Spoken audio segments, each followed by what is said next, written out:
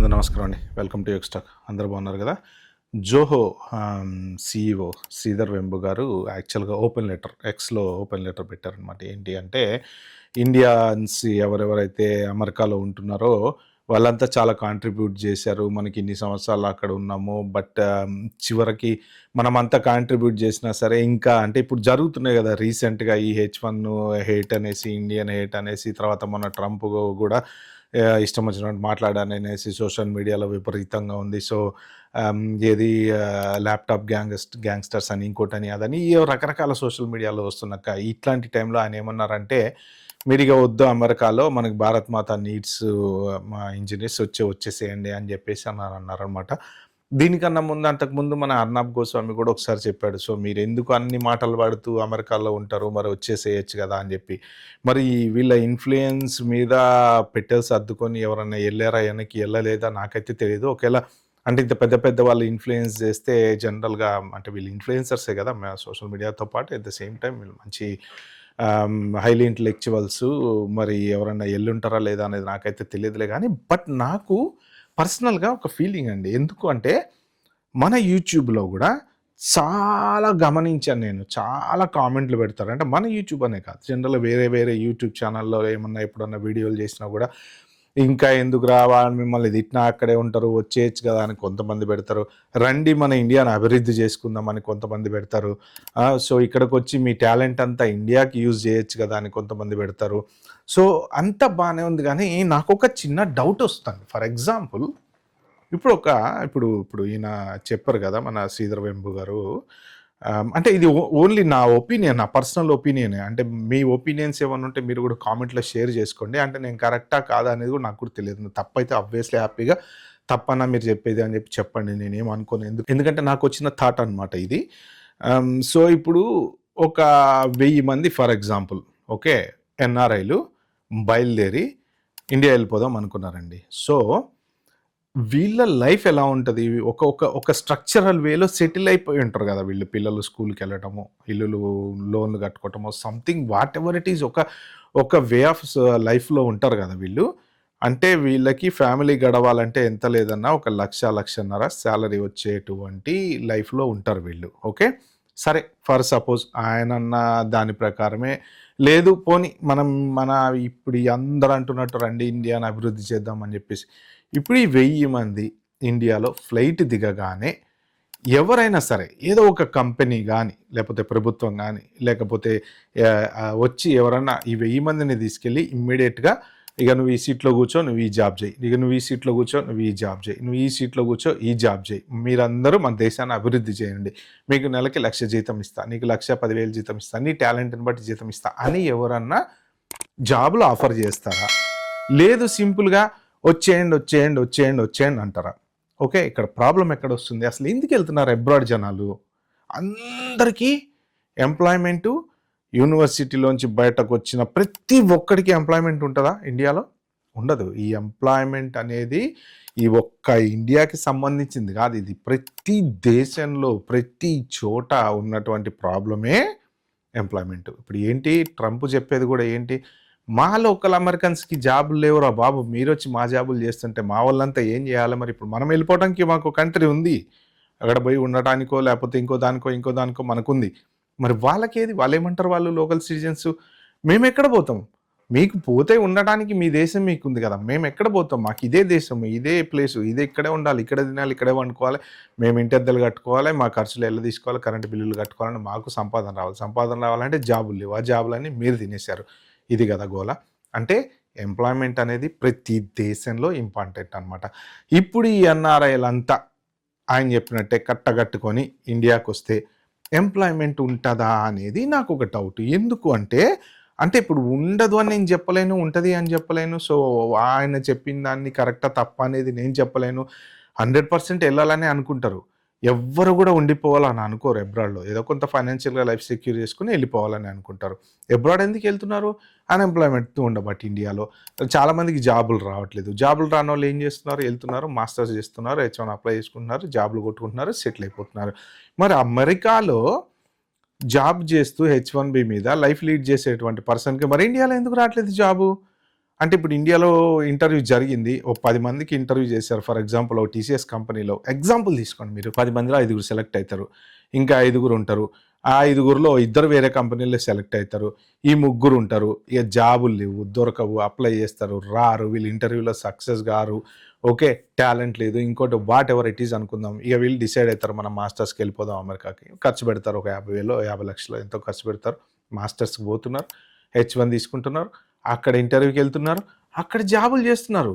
ఆ జాబులు చేస్తున్నారు కదా వాళ్ళు. అంటే మరి ఇక్కడ పనికి రానటువంటి వాళ్ళు అక్కడ పనికొచ్చారా? లేపోతే అంటే అక్కడ గూడా వాళ్ళు చేసేది జాబే గదా! అసలు ఇదంతా ఈ మ్యాట్రిక్స్ అంతా నాకు అర్థం గావట్లేదు. ఇప్పుడు వీళ్ళందరూ ఇండియాకి పోతే ఎవరు జాబ్ ఇవ్వాలి?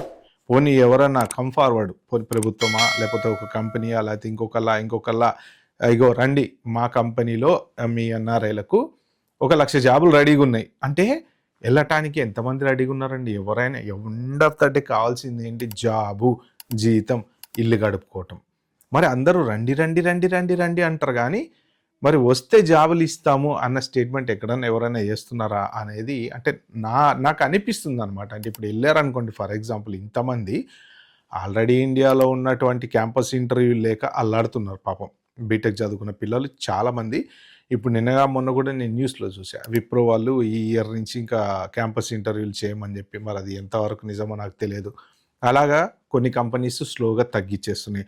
కొన్ని కంపెనీస్ కొన్ని కాలేజెస్‌కి ఎళ్ళడం తగ్గిచ్చేస్తున్నాయి క్యాంపస్ ఇంటర్వ్యూలకి. ఎందుకు అంటే రిక్రూట్‌మెంట్ పెద్దగా లేదు వాళ్ళ దగ్గర.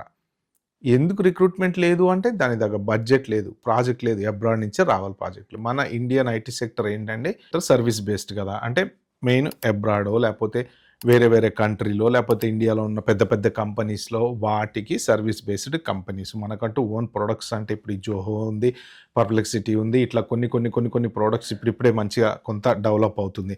అలాంటి ప్రొడక్ట్స్ మన దగ్గర పెద్దగా లేవు. ఉన్నా కూడా ఆటోమేట్ అయిపోతున్నాయి కదా అన్నీ. ఆటోమేట్ అయినప్పుడు ఎంతమంది ఎంప్లాయీస్‌కి వాళ్ళు మాత్రం ఇయ్యగలుగుతారు ఎంప్లాయ్‌మెంటు. సో, ఎక్కువ ఎంప్లాయ్‌మెంట్ ఇవ్వలేనప్పుడు వీళ్ళందరినీ రండి మనం దేశాన్ని అభివృద్ధి చేద్దామంటే మరి ఏం పెట్టి అభివృద్ధి చేయాలి? ఎట్లా అభివృద్ధి చేయాలి? అక్కడికొచ్చి వాళ్ళు తినాలి, ఉండాలి, ఇల్లు రెంట్‌లు కట్టుకోవాలి, పిల్లల్ని స్కూల్‌లో చేర్పించుకోవాలి. మరి వీళ్ళందరికీ ఎంప్లాయ్‌మెంట్ పరిస్థితి ఏంటి? మళ్ళీ వీళ్ళొచ్చారు ఫైన్ నో ప్రాబ్లమ్. ఆల్రెడీ ఇండియాలో ఉన్నోళ్ళకి వాళ్ళకి ఎంప్లాయ్‌మెంట్ లేదు కదా! ఇప్పుడు ఇండియాలో కూడా లే ఆఫ్స్ జరుగుతున్నాయి అంటున్నారు కదా! ఇండియాలో కూడా జాబులు పోతున్నాయి అంటున్నారు కదా! ఇండియాలో కూడా జాబులు రావట్లేదు అంటున్నారు కదా! అబ్రాడ్ నుంచి ప్రాజెక్టులు ఇవ్వట్లేదు. ప్రాజెక్టులు లేవు. మరి లేనప్పుడు డబ్బులు రావట్లేదు. సో, ఔట్‌సోర్సింగ్ కట్ చేద్దాం అని చెప్పి కంట్రీలు వాళ్ళని టైట్ చేస్తున్నాయి. ఎట్ ద సేమ్ టైమ్ కొన్ని కంపెనీలేంటంటే ఈ లోకల్‌లో ప్రాబ్లమ్స్ అమెరికాలో అక్కడిక్కడ ఎందుకు ఈ ఇమిగ్రేషన్ హెడ్‌ఏక్‌లు అని చెప్పి వాళ్ళు ఔట్‌సోర్స్ ఇస్తేస్తే అక్కడికెళ్ళిపోతున్నాయి ప్రాజెక్టులన్నీ. అంటే ఇక్కడ ఈ ఉద్యోగాలు ఊడిపోతున్నాయి వీళ్ళవి. సో, ఇప్పుడు వీళ్ళు కూడా ఎళ్లారనుకోండి కాంపిటీషన్ అయితారు కదా అందరూ.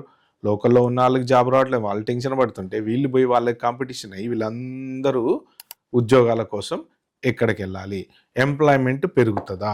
ఒక పక్క రూపాయి రేటు చూడండి ఎంత ఘోరంగా పడిపోయిందంటే నిజంగా అసలు. ఒక్క డాలర్‌కి రూ. 93, రూ. 94 అసలు.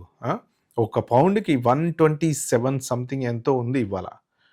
ఎంత రూ.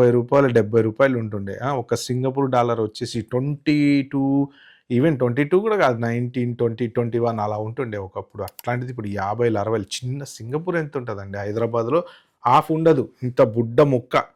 మన సికింద్రాబాద్, హైదరాబాద్ కలిపితే ఉన్నంత బుడ్డ ముక్క సింగపూర్. సింగపూర్ డాలరే వచ్చేసి దగ్గర 50 ప్లస్సో ఎంతో రూ. 50కొచ్చింది.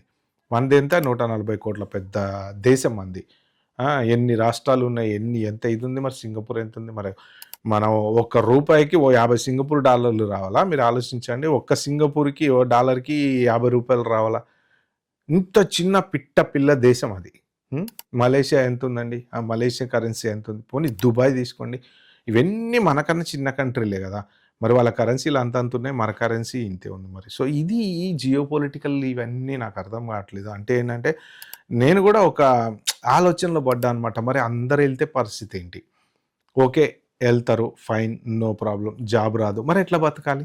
ఎంప్లాయ్‌మెంట్ లేదు. మరెట్లా బతకాలి? సో, వీళ్ళందరూ ఉండటానికి, తినటానికి ఏదో ఒక ఇన్‌కమ్ అయితే ఖచ్చితంగా కావాలి గదా! ఆస్తులున్నా అమ్ముకొనైతే తినరు గదా ఎవరు. 10 ఎకరాల పొలం ఉంది. ఉంటే 10 మందికుంటది. పొంగన ఎకరం అమ్మేసి కూర్చొని తినుకుంటూ కూర్చుంటే అవ్వదు కదా! సో, అది అట్లా ఉంచుకుంటారు సేఫ్టీ. ఎందుకంటే రేపు పొద్దున ఎటు పోయి ఎటొస్తామో తెలియదు. మరి అది అలా ఉంచుకొని ఇప్పుడు వీళ్ళు ఎంప్లాయ్‌మెంట్ అనేది ఎతుక్కోవాలి. బిజినెస్ పెట్టుకోవాలి. లేకపోతే ఇంకోటి పెట్టుకోవాలి. లేకపోతే ఇంకోటి పెట్టుకోవాలి. ఓ 10 మంది బిజినెస్ పెట్టుకున్న మిగిలిన 100 మంది అయితే ఉద్యోగం కోసం తిరుగుతా ఉంటారు కదా!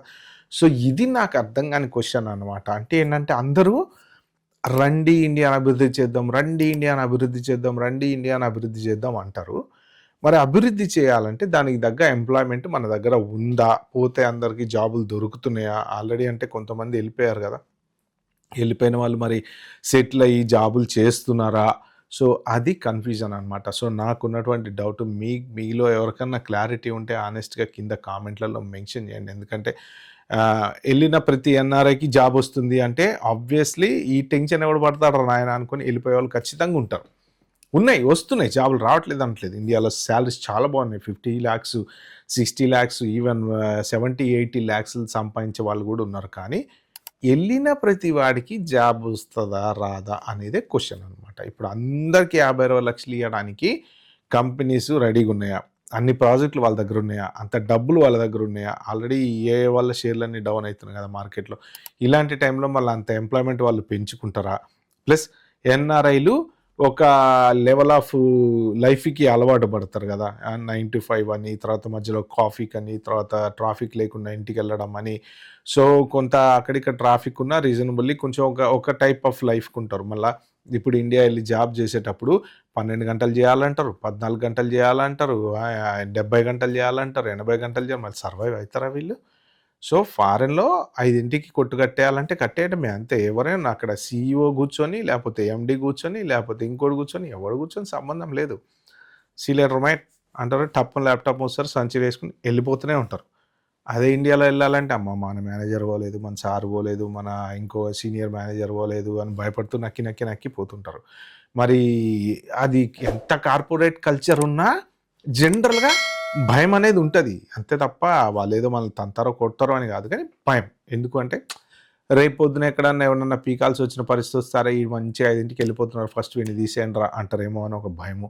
సో, ఇలాంటి యాటిట్యూడ్‌లో ఉంటాం కదా! మరి అలాంటి యాటిట్యూడ్‌లోకి ఎన్ఆర్ఐలంతా సెట్ కాగలుగుతారా? సో, ఇవన్నీ నాకున్న డౌట్స్ అనమాట. సో, మీకేమన్నా అనిపిస్తే కింద కామెంట్‌లో అయితే మెన్షన్ చేయండి. Okay friends. Bye bye. Have a good day.